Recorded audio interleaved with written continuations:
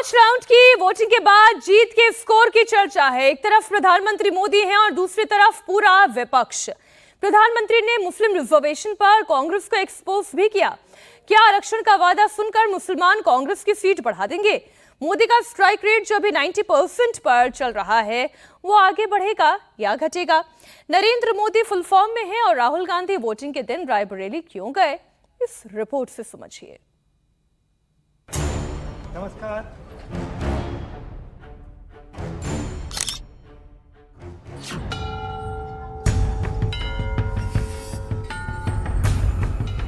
आप तो खुद प्रत्याशी हैं राहुल जी। ऐसा क्या हुआ कि राहुल गांधी अचानक रायबरेली पहुंच गए?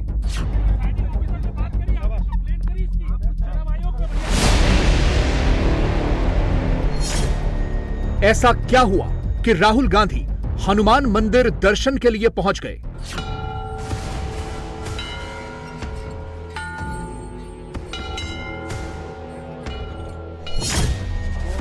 ऐसा क्या हुआ कि राहुल गांधी को बूथ का इंस्पेक्शन करना पड़ा? नमस्कार। नमस्कार। तुम भी वोट लगा रहे हो?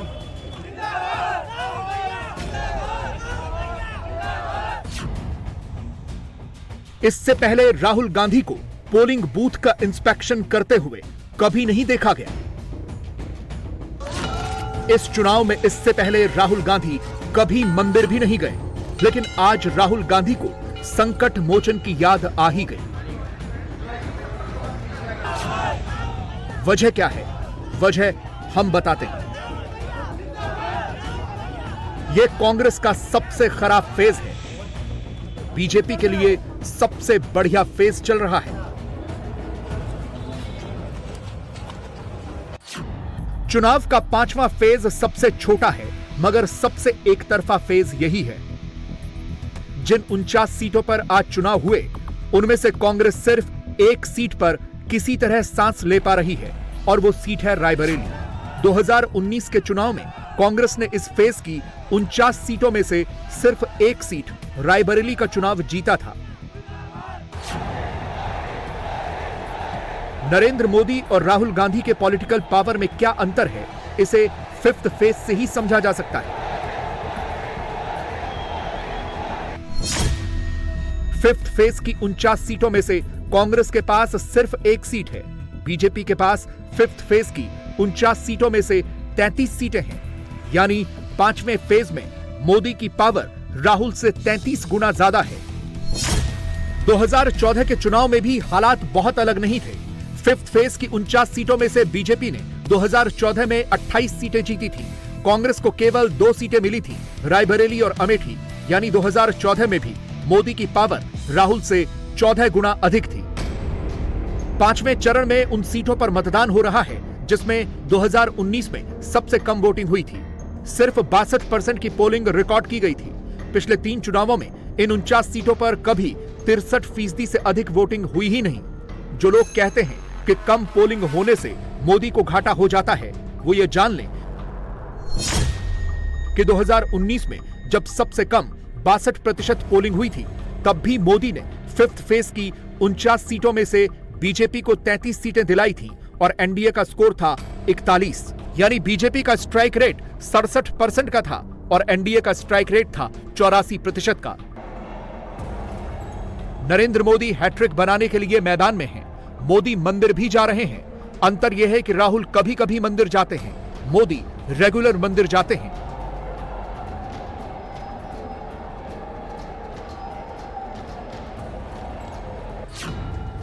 राहुल को संकट मोचन की याद इसलिए आई क्योंकि कांग्रेस जिस गड्ढे में गिरी है, वहां उसे सिर्फ राम का ही सहारा है।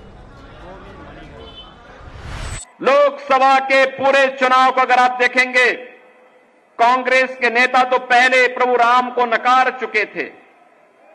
पहले इन्होंने कहा था कि राम तो होए ही नहीं। इन लोगों ने पहले ही कहा था और अभी चुनाव के दौरान भी इनके एक बुद्धिदाता कह रहे थे भारत के अंदर राम मंदिर का निर्माण नहीं होना चाहिए था। हमने कहा भाई आपने बुद्धि कांग्रेस को दी होती तो कम से कम वो इटली में ही राम का मंदिर बना देते। भारत के अंदर तो बनाने के लिए हमारा इंतजार था ही, मोदी जी का इंतजार था ही, लेकिन अगर पहले बताए होते तो कांग्रेस को कहते कि भाई इटली में ही बना लो। आज कांग्रेस उसी राह पर आगे बढ़ चुकी है और इसके जितने भी अन्य सिपा सालार हैं, इनके सहयोगी दल हैं, वे भी राम मंदिर का विरोध कर रहे हैं। कोई कहता है राम मंदिर बेकार बना है, कोई कहता है राम मंदिर नहीं बनना चाहिए था। बहनों और भाइयों, कांग्रेस हो या इनके अन्य सहयोगी दल, ये पहले दिन से राम मंदिर का विरोध कर रहे हैं। बिहार में फिफ्थ फेज की 5 सीटों पर कांग्रेस 0 है। झारखंड में फिफ्थ फेज की 3 सीटों पर कांग्रेस 0 है। ओडिशा में फिफ्थ फेज की 5 सीटों पर कांग्रेस 0 है। पश्चिम बंगाल में भी फिफ्थ फेज की 7 सीटों पर कांग्रेस का स्कोर 0 है। महाराष्ट्र में भी 5वें फेज की 13 सीटों पर कांग्रेस 0 है और यूपी में फिफ्थ फेज की 14 सीटों पर कांग्रेस का नंबर सिर्फ 1 है। राहुल गांधी उसी 1 नंबर को बचाने के लिए रायबरेली पहुंचे। जब भी देश पर संकट आता है तो सबसे पहले देश छोड़ करके भागने वालों में राहुल गांधी का नाम आता है। कहीं भी कोई संकट आ जाए, यद्यपि ये देश को संकट देने वाले लोग ही हैं। इन्होंने समस्या दिया, इन्होंने आतंकवाद देश को दिया, इन्होंने नक्सलवाद देश को दिया, विरासत में इन्होंने भ्रष्टाचार देश को दिया, अराजकता देश को दी। इस सदी का सबसे बड़ा संकट था कोरोना कालखंड। कोरोना के दौरान कहीं राहुल गांधी नजर आए थे क्या? नमस्कार। राहुल गांधी रायबरेली से चुनाव लड़ तो रहे हैं, लेकिन वो रायबरेली के वोटर नहीं है। राहुल का पूरा गांधी परिवार दिल्ली में वोट डालता है। वोटर नहीं होने के कारण 2 दिन पहले चुनाव प्रचार खत्म होते ही राहुल रायबरेली निकल गए थे। 4 जून इंडिया की सरकार बनेगी और 4 जुलाई 9 बजे सुबह लाखों परिवारों के बैंक अकाउंट में 8,500 रुपए कड़ाक से अंदर जाएगा। राहुल जब इलेक्शन कैंपेन में नहीं होते हैं तो वीडियो बना रहे होते हैं, सोशल मीडिया पर प्रचार कर रहे होते हैं। अक्टूबर, नवंबर, दिसंबर चलता जाएगा। टगाटक टगाटक टगाटक टगाटक टगाटक। आज रायबरेली से कांग्रेस कार्यकर्ताओं का डिस्ट्रेस कॉल आया, राहुल के पास SOS मैसेज आया तो राहुल ने हवाई जहाज मंगाया और दिल्ली से लखनऊ होते हुए रायबरेली पहुंच गए। रायबरेली में राहुल ने यह दिखाने की कोशिश की कि बूथ लूटे जा रहे हैं और कांग्रेस के पोलिंग एजेंट्स का बस्ता फेंका जा रहा है। बीजेपी के लोग, तो बीजेपी के लोग आप लोग को वोट डालने नहीं दे रहे हैं यहाँ पे। यहाँ पे बस्ता लगा था, पर्चियां काटने में बस्ता जला दिया था। अच्छा, हम कह रहे हैं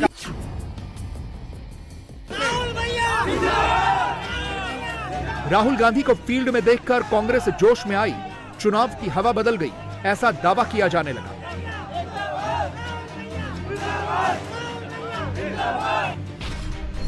कांग्रेस ने राहुल का रायबरेली वाला वीडियो लगाकर लिखा, जननायक। यूपी कांग्रेस ने लिखा, अभूतपूर्व समर्थन। यूथ कांग्रेस के प्रेसिडेंट ने लिखा, अभूतपूर्व जीत। सोशल मीडिया पर माहौल बनाने तक तो ठीक है, लेकिन कांग्रेस की तकदीर कैसे बदलेगी? कांग्रेस का भाग्य बदलने का कोई चांस है भी क्या?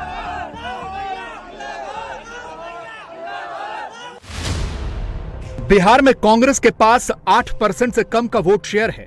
झारखंड में कांग्रेस के पास करीब 16% का वोट शेयर है। ओडिशा में कांग्रेस नंबर 3 पर खिसक चुकी है, उसके पास 13% का वोट शेयर है। पश्चिम बंगाल में कांग्रेस का वोट शेयर सिंगल डिजिट में है, यहां वो 6% से भी नीचे है। महाराष्ट्र में कांग्रेस 6 पार्टियों में से एक और सबसे छोटी पार्टी बनकर रह गई है, उसका वोट शेयर 16% है। यूपी में कांग्रेस की सबसे खराब स्थिति है। 80 सीटों वाले प्रदेश में कांग्रेस 6% वोट शेयर वाली पार्टी है। फिफ्थ फेज में जहां वोट पड़े उन राज्यों की बात करें तो कांग्रेस किसी भी राज्य में अपने दम पर एक भी सीट जीतने की स्थिति में नहीं है। यूपी, बिहार, बंगाल, महाराष्ट्र, ओडिशा और झारखंड, इन 6 राज्यों में ही लोकसभा की 245 सीटें हैं। इन राज्यों को जीते बिना किसी भी पार्टी के लिए दिल्ली का दरवाजा नहीं खुलता, लेकिन कांग्रेस को इन 6 राज्यों में गिनकर 6 सीटें ही मिलती हैं। नरेंद्र मोदी कहते हैं कि कांग्रेस को इस बार राहुल गांधी की उम्र से भी कम सीटें मिलेंगी। राहुल गांधी की सीटें सचमुच उंगलियों पर गिने जाने लायक है। बिहार में किशनगंज, झारखंड में सिंहभूम, ओडिशा में कोरापुट, पश्चिम बंगाल में बहरामपुर, महाराष्ट्र में चंद्रपुर और यूपी में रायबरेली। इस बार उसमें भी संकट है, तो फिर कांग्रेस बढ़ कहां रही है? कांग्रेस पार्टी के शाहजादे राहुल बाबा ने 24 के चुनावों की शुरुआत भारत जोड़ो यात्रा से की थी। मैं आज आपको कहकर जाता हूं, 4 जून के बाद राहुल बाबा को कांग्रेस ढूंढो यात्रा निकालनी पड़ेगी। कांग्रेस ढूंढो यात्रा, दूरबीन लेकर भी कांग्रेस दिखने वाली नहीं है।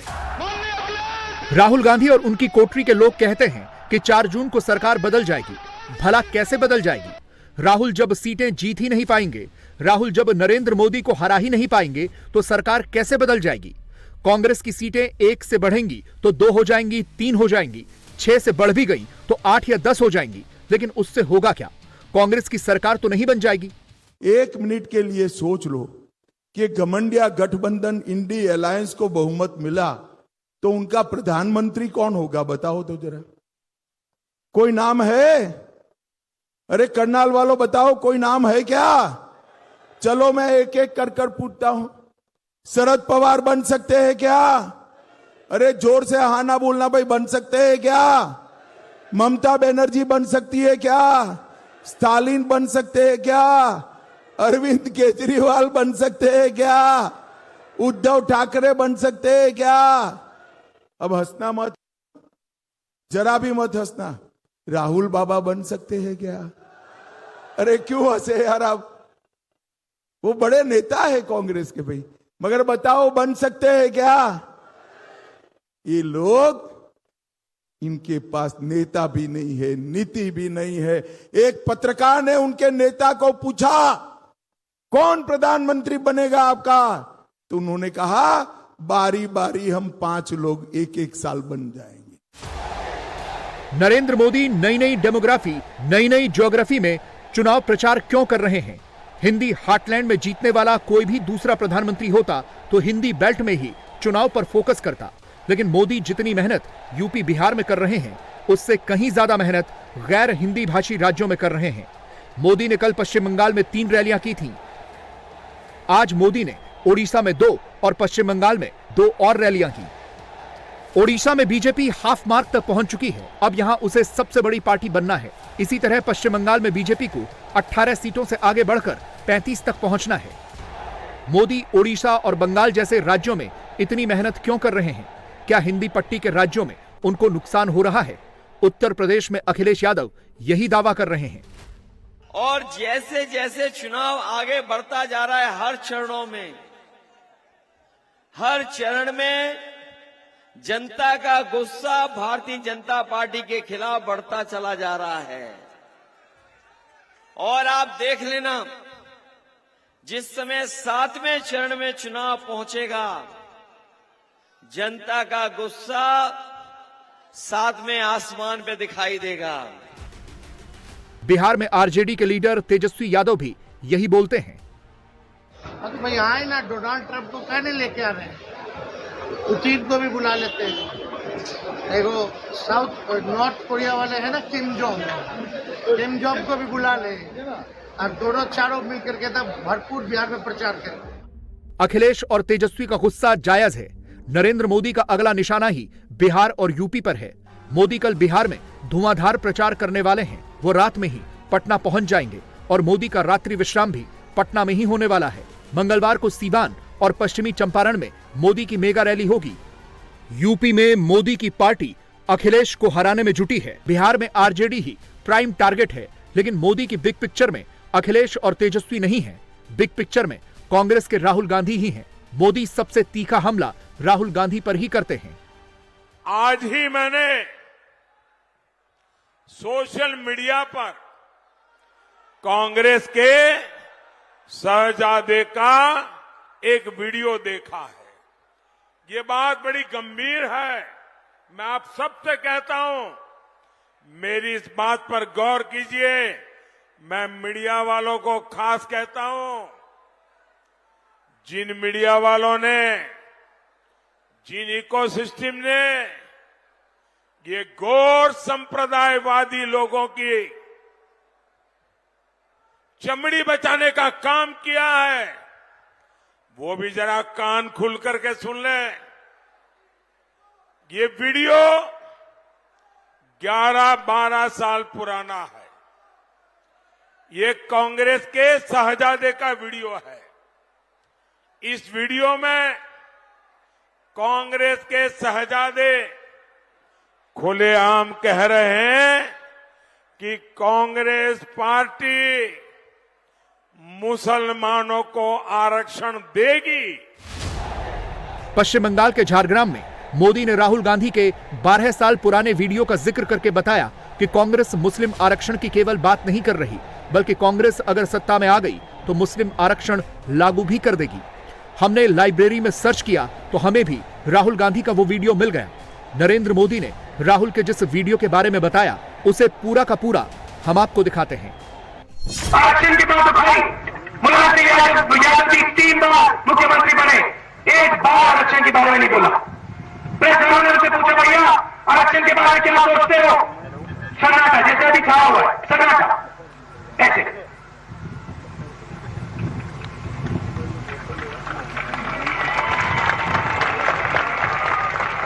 दो 3 बार पूछा, सन्नाटा। फिर कांग्रेस पार्टी करती है, मनमोहन सिंह जी खड़े होते कहते भैया करना है, हम देंगे, मुसलमान भाइयों को आरक्षण देंगे, शामिल करेंगे इनको। मुलायम सिंह जी खड़े होते कहते भैया अगर मैं होता मैं ज्यादा करता, मगर आप थे, 3 बार थे, क्यों नहीं किया? मुसलमान भाइयों को आरक्षण देंगे, शामिल करेंगे इनको। मुस्लिम आरक्षण के मुद्दे पर मोदी ने कांग्रेस की गलती पकड़ ली है। मोदी ने राहुल गांधी का वीडियो ढूंढ कर निकाल लिया है। कांग्रेस अभी भले ही इनकार कर रही है, लेकिन ये उसकी लॉन्ग स्ट्रैटेजी का हिस्सा है। कांग्रेस की सहयोगी पार्टियां अभी चुनाव के समय रिएक्ट नहीं कर रही, लेकिन वो पार्टियां भी आज नहीं तो कल रिएक्ट करेंगी। क्यों, ये समझ लीजिए। समाजवादी पार्टी का सबसे बड़ा वोट सपोर्ट मुस्लिम वर्ग से मिलता है। कार सेवकों पर गोली चलाने की घटना के बाद से ही मुसलमान मुलायम सिंह यादव के साथ अटैच्ड हैं। यूपी में 19% मुस्लिम वोटर हैं। बिहार में आरजेडी को भी सबसे बड़ा सपोर्ट मुसलमान ही देते हैं। 1990 में लाल कृष्ण आडवाणी की रथ यात्रा रोककर और आडवाणी को समस्तीपुर में गिरफ्तार करके लालू प्रसाद यादव मुसलमानों के हीरो बने थे। तभी से बिहार के 17% मुसलमान आरजेडी के पीछे खड़े हैं। महाराष्ट्र में शरद पवार ने मुस्लिम वोटर्स के बीच अपनी पैठ बढ़ाई। महाराष्ट्र में 12% मुस्लिम वोटर्स हैं। अखिलेश और तेजस्वी अभी कांग्रेस के साथ अलायंस में हैं। पवार भी कांग्रेस के साथ हैं। उनको अपना वोट बंटने का खतरा नहीं है। हां, इतना जरूर है कि जिन सीटों पर कांग्रेस लड़ रही है वहां पूरा का पूरा मुस्लिम वोट एकमुश्त कांग्रेस को ही जाने वाला है। पश्चिम बंगाल में ममता यही बंटवारा नहीं चाहती थी, इसीलिए उन्होंने कांग्रेस के साथ प्री पोल अलायंस नहीं किया। कल तक टीएमसी कांग्रेस को गाली दे रही थी, अब वो कह रही है हम इंडी गठबंधन का हिस्सा है। लेकिन बंगाल के लोग जानते हैं कांग्रेस ये डूब चुका जहाज है और टीएमसी के जहाज में भी छेद हो चुका है। ये दोनों एक दूसरे की सवारी कर लें, फिर भी डूबना तो तय है। ये चुनाव भारत के भविष्य का चुनाव है। जिन लोगों ने भारत को दशकों पीछे धकेला, देश उन्हें नकार चुका है। 24 के चुनाव में इंडी अलायंस की पार्टियों का एक ही मकसद सध रहा है, मुस्लिम वोट का बंटवारा नहीं हो रहा। लेकिन यह हालात हमेशा नहीं रहेंगे। अलायंस बनते बिगड़ते रहते हैं। मुस्लिम वोट पर इंडी अलायंस की हर पार्टी एक छत्र कंट्रोल चाहती है। इसके लिए उनको कांग्रेस से ही झगड़ना है।